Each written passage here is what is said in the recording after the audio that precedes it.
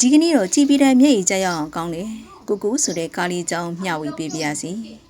ဒီဇက်ကားလေးကမက္ကဆီကိုနိုင်ငံရဲ့ Days of the Dead လို့ခေါ်တဲ့ကွယ်လွန်သူတွေကိုအောက်မေ့တရိရတဲ့နေ့ကိုအခြေခံရိုက်ကူးထားတာပါမီဂီဆိုတဲ့ကောင်လေးသူကဂီတကိုရန်ဝါသနာပါပြီးမြင်သူ့မိသားစုအတွက်ကတော့ဂီတဆိုတာအကြီးမားဆုံးတားမြစ်ချက်ဘာဖြစ်လို့လဲဆိုတော့မီဂီရဲ့အဖွားဟာ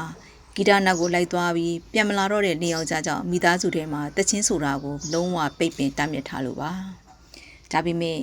မိဂေးကတော့ခိုးပြီးဂီတာတီးနေတော့ပေါ့တနေ့သူကနာမည်ကြီးအဆိုတော်ဒဲလာခရူရဲ့ဂီတာကိုတွားယူတီးမိရာကနေထူးထူးဆန်းဆန်းသေလွန်တဲ့သူတွေရဲ့ကဘာကိုရောက်သွားခဲ့တယ်အဲ့ဒီကဘာမှာသူ့ရဲ့ကွယ်လွန်နေတဲ့ဘိုးဘွားတွေကိုတွေ့ခဲ့ရတယ်ပြဿနာကလူသားဖြစ်နေလို့နေမွေငင်မှာအဖိုးဖွားတယောက်ရဲ့ကောင်းကြီးကိုရမှလူပြည်ကိုပြန်လို့ရမယ်အဲ့ဒီမှာသူကသူ့ရဲ့တကယ်အဖိုးစစ်လို့ထင်နေတဲ့ဒဲလာခရူစီကကောင်းကြီးကိုရဖို့အတွက်ဟက်တာလို့ခေါ်တဲ့အယိုးစုလေးနဲ့အတူခရီးထွက်ခဲ့ကြတယ်ဒီနေရာမှာဇလန်ရဲ့အလှည့်ပြောင်းကစတော့တာပဲ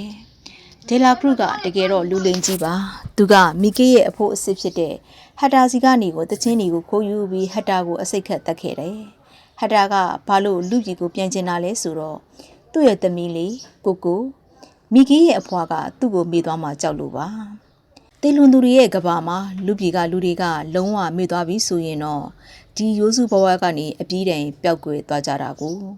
ဟက်တာကသူ့ရဲ့သမီးအတွက်နောက်ဆုံးအနေနဲ့ Remember Me ဆိုတဲ့တခြင်းလေးကိုစွပြချင်ခဲ့တယ်တခြင်းလေးကိုနောက်ဆုံးပိုင်းမှာထည့်ပေးထားတာမို့ဆုံးအောင်နားထောင်သွားကြအောင်နော်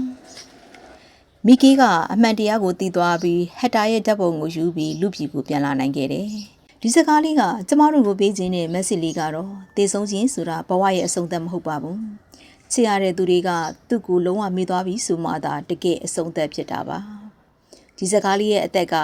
Remember Me ဆိုတဲ့သချင်းလေးပါဒီသချင်းကနာမည်ကြီးဖို့ဆိုခဲ့တဲ့သချင်းမဟုတ်ပဲဖခင်တယောက်ကသူ့ရဲ့သမီးလေးသူ့ကိုမမေ့သွားအောင်မေတ္တာတွေအပြည့်နဲ့ဆိုပြခဲ့တဲ့သချင်းလေးပါဇက်ရှင်တက်လာတဲ့အခါမှာတော့ပြည်သက်တီရဲ့မျက်ရည်မထိန်နိုင်လောက်အောင်ဝမ်းနည်းစရာကောင်းတဲ့စကားလေးဆိုတာသိလာပါလိမ့်မယ်ဒီစကားလေးကိုမကြည့်ရသေးရင်တော့မဖြစ်မနေကြည့်လို့တိုက်တွန်းပြစီတကယ်လို့ကြည့်ပြီးပြီဆိုရင်တော့ဘယ်နှခါလောက်ငိုကြလဲ comment မှာရေးခဲ့နော်စိတ်ဝင်စားစရာကောင်းနေပုံမြင်လေးတွေဇလန်းလေးတွေပြောပြမှာမို့ကျမရဲ့အကောင့်လေးကို like and support လုပ်ထားဖို့မမေ့နဲ့နော် Remember me Though I have to travel far, remember me. Each time you hear a sad guitar,